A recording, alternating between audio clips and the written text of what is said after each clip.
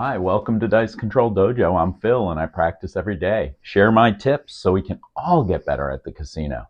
Today, part 2 of our air fix, or if you're watching this in the future, we're just talking about what the dice are doing in the air and how to recognize that. We'll have a whole series on the landing zone and then a whole series on how the dice react once they land.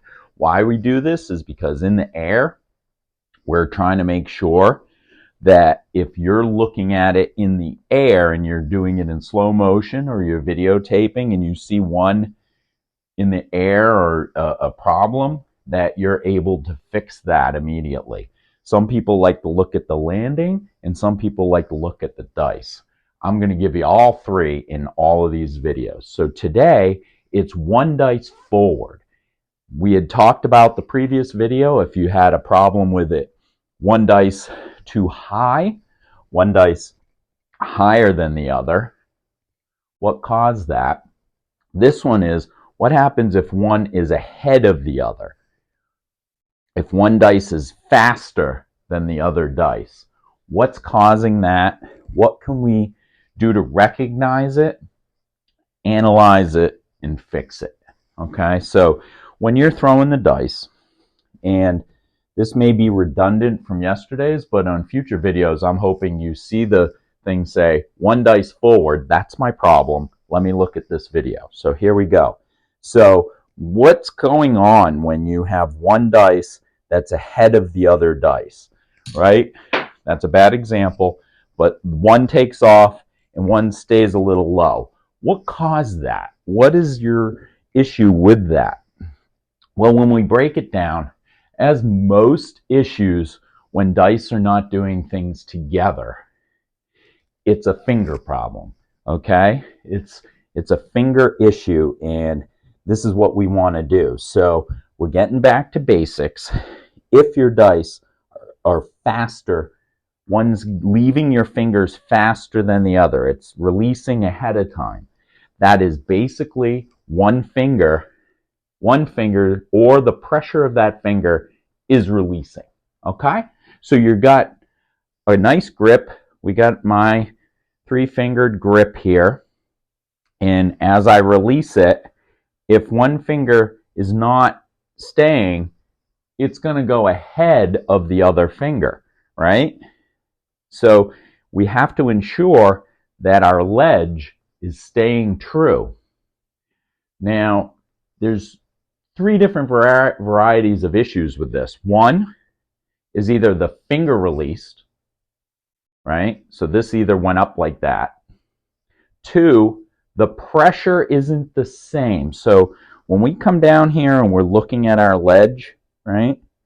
If it is at an angle one way or another, or it's not centered, that these dice are not centered on there, maybe there's less pressure, maybe they're at a little bit of an angle pressure-wise. You have to make sure that the dice are coming down and your thumb is ensuring that the pressure is even with those fingers, because it's usually a pressure problem, right, versus your finger. Not many times your finger's just going to pop, but who knows? If you're videotaping it, you can see in slow motion if your finger pops or if your fingers are completely even and aligned and it's still going ahead.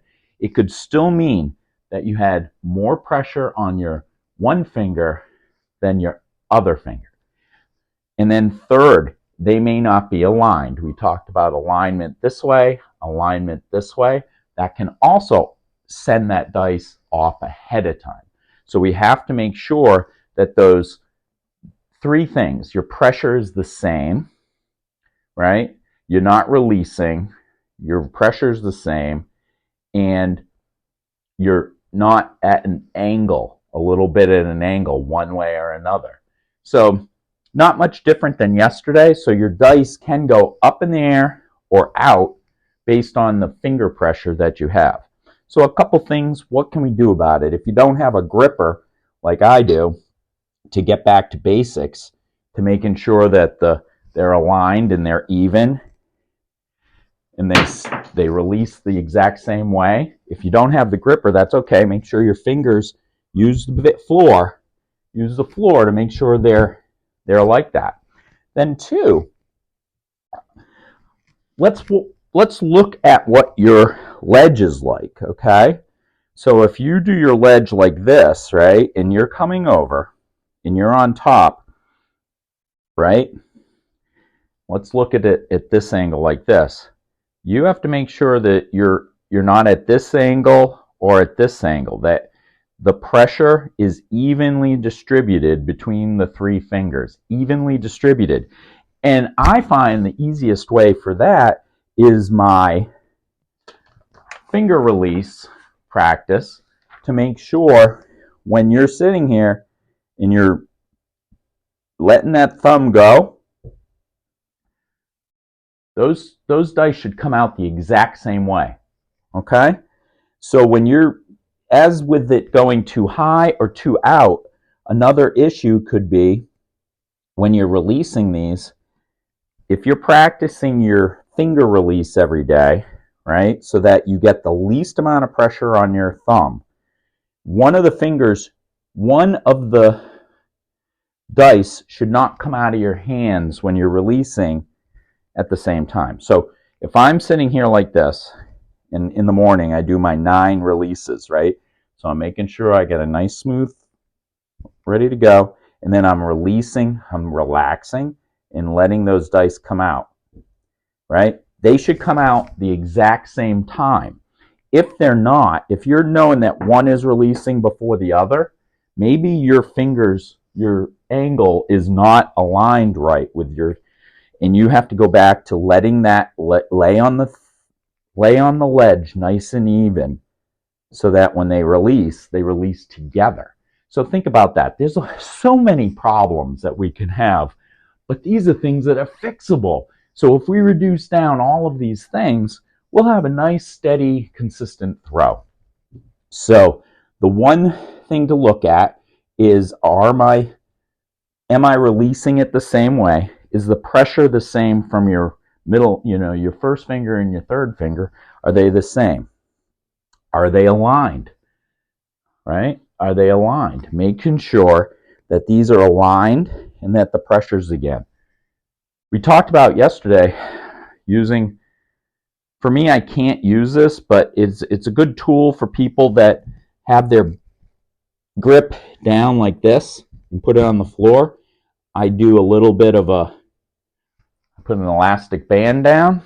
That way when I'm gripping the dice, right, and I'm pulling it together, is that elastic band pressure the same, and they're keeping it together, right?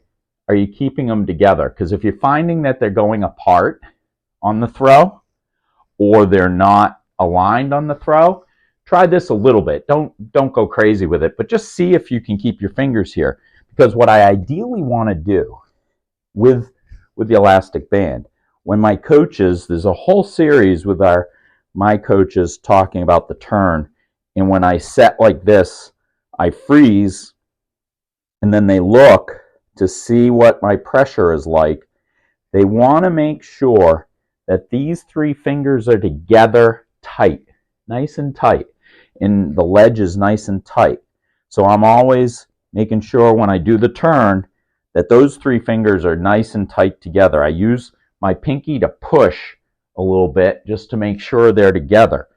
And once again, everybody's fingers are different, fat, skinny fingers, so you may have a different way of doing it, but I'm just trying to tell you that when you release, you want to make sure those fingers are together, they're not moving.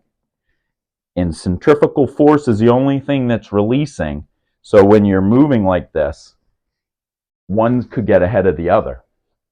Every once in a while, your turn could be at an angle too on your throw, one way or another.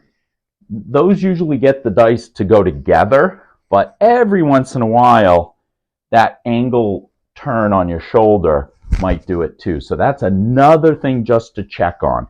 But I'm always saying if one dice is going ahead of the other, it's because these 3 fingers are not nice and straight. So you have to make sure you recognize that's a quick fix. Just get back to basics. When you're practicing the next day, practice your drops so that the pressure is the same. If you're on the table and you're seeing that one's flying off on the other, shake it off, get back, don't overthink it, don't overcompensate to it, all right? Don't go, oh, one was higher, so now this finger's got to release. Just relax, get back to basics, just do what your mental and muscle memory has been practicing for months. Just get up there, relax, don't overthink it. Just make sure on your turn, when you're thinking about it, just think about your turn, so that when the one releases, you recognize, okay, I get what happened there. Now, when I'm going on the turn next time, and I'm thinking, I'm just going to relax that thumb, make the point, and then see, it corrects. So you don't have to overcompensate. Usually, if you overcompensate, you're going to really screw up. So just make sure you're seeing what's going on, seeing if you could just do a little tweak, but relax and get back to basics. Don't think about it. So join me tomorrow where we're going to talk about splitting. What happens in the air if the dice split? If they do all kinds of wacky stuff, they're not together. So we'll discuss how that works tomorrow.